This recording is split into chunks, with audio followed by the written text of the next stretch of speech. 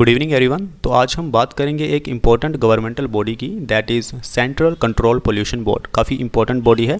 इसके questions exam में पूछ लिए जाते हैं। जैसे आपसे पूछ लिया जा सकता है कि सेंट्रल कंट्रोल पोल्यूशन बोर्ड का हेडक्वार्टर कहाँ पे है, इसके चेयरमैन कौन होते हैं, कब ये बना था, ये सारी चीज़ें।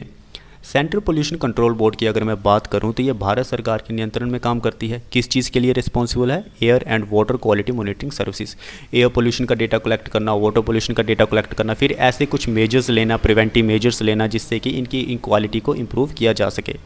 The Central Pollution Control Board of India is an organization under the Government of India responsible for air and water quality monitoring services and any other pollution related issues.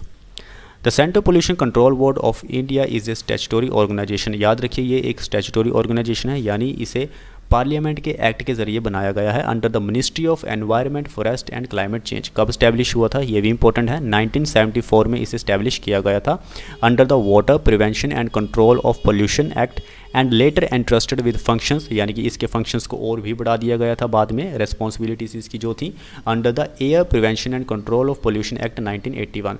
तो ये जितने भी इंपॉर्टेंट एक्ट है आपने याद रखने हैं। कई बार पूछ लिया जाता है मैच ऑफ द फ्लोइंग करवाने के लिए।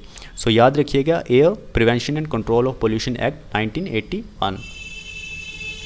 It coordinates the activities of the State Pollution Control Board by providing technical assistance and guidance and also resolve disputes among them। तो हमारे पास राज्यों में होता है स्टेट पोल्यूशन कंट्रोल बोर्ड, जो कि राज्यों की देखरेख करता है।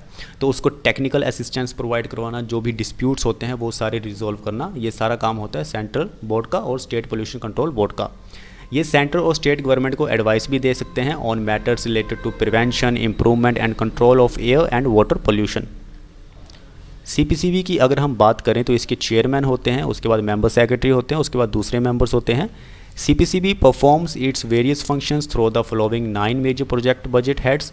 इसके कई तरह के प्रोजेक्ट होते हैं, जैसे कि रिसर्च एंड डेवलपमेंट में पैसा लगाना और भी ऐसी कई चीज़ें डेवलप करना जिससे कि एयर और वाटर की जो क्वालिटी है उसको इम्प्रूव किया जा सके।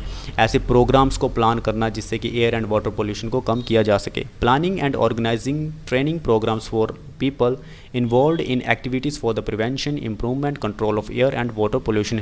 यानी कि ये लोगों को भी अवेयर करते हैं, उनको भी ट्रेनिंग प्रोवाइड करवाते हैं ताकि वो अपना फ्यूचर में एयर और वाटर पोल्यूशन को कम कर सकें। Collecting and compiling and publishing statistical and technical reports related to air and water pollution, ये भी एक फंक्शन है। These reports are used to develop preventive measures to control and reduce pollution, preparing manuals, codes and guidelines relating to treatment and disposal of sewage, trade effluents as well as for the stack gas cleaning devices, tax and tax. ये सारा काम central control pollution board का है। Central Pollution Control board की बात करें तो इसका जो हेडक्वार्टर है वो है न्यू दिल्ली में। तो याद रखिएगा, काफ़ी इंपॉर्टेंट है।